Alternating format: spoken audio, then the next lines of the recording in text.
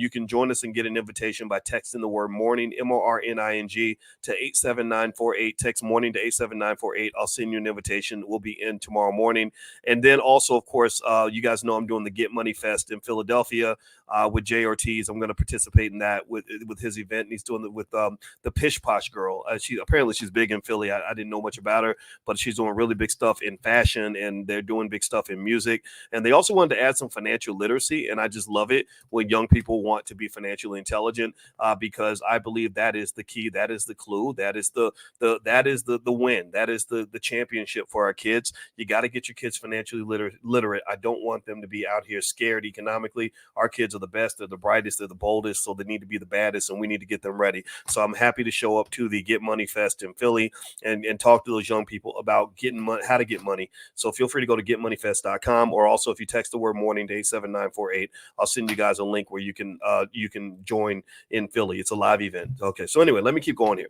All right, so we're talking about Bitcoin, and we're talking about what Bitcoin's been doing in the market and how Bitcoin has literally had a really bad month. I don't think Bitcoin's had a month this bad for a very long time. I think Bitcoin is kind of going through a process where it may be warming up to get ready for the results of the halving. One of the things that's interesting to me is that I don't think it's a coincidence that Bitcoin is struggling at the same time the overall stock market is struggling. Right now, the stock market as a whole, not as a whole, that's a Diddy party, but the stock market as a whole, WHOLE, stock market as a whole. That's so funny.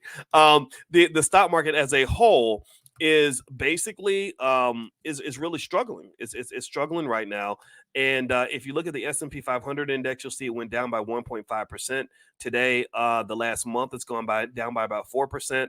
The last 6 months, it's done quite well. But what's really happening right now with the market as a whole is that you have the Federal Reserve making an announcement tomorrow, and nobody knows what the Fed is going to do. The Fed is about to release information. A lot of you that are studying your stocks with your children should pay attention to what the Federal Reserve Chairman Jay Powell has to say. He's kind of the king of the economy. He's the one that decides what interest rate levels are going to be. And apparently, we're right now in the middle of a scenario where they don't quite know what to do about inflation. There's a lot of debate around inflation. The Fed's mandate is to get to 2% inflation. They believe they can do that, but there are some people who say that 2% is too hard.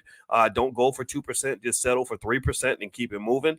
And whether or not they settle for 3% or feel the need to go to 2%, it's going to be highly dependent. It's going to have a huge impact on whether or not they either choose to leave interest rates higher for longer or possibly reduce interest rates. Everybody expected rate cuts. Those rate cuts that were expected were supposed to boost the stock market because the market anticipates what it thinks is going to happen. Well, now the thing that it thinks it's going to happen, this big Christmas present from the Fed that they thought they were going to get, may actually literally not come till Christmas. They thought it was going to be Christmas in July. They thought it was going to happen during the summer. It's not happening during the summer. It's going to happen maybe at the end of the year, if it happens at all. And then now they're actually factoring in a small percentage probability that they may actually increase interest rates, which would be a complete disaster.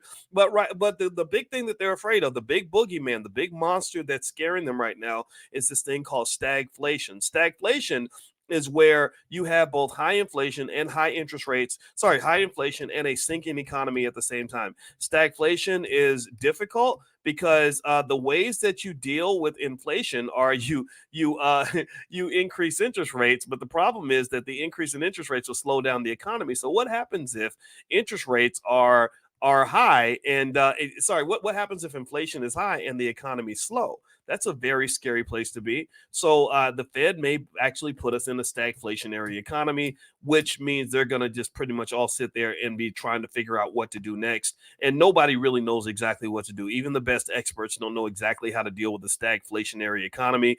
And so just kind of be on the lookout for that, because that could be actually quite sad for us as investors if that were to happen. So look for that word stagflation. If you hear stagflation and you hear it a lot, or if you hear some experts say we're definitely in a stagflationary economy, then you probably need to sort of hold your nose a little bit, because it's going to get ugly up in here. All right. Now, I mentioned to you guys that I would give you a profit alert of something that I'm invested in.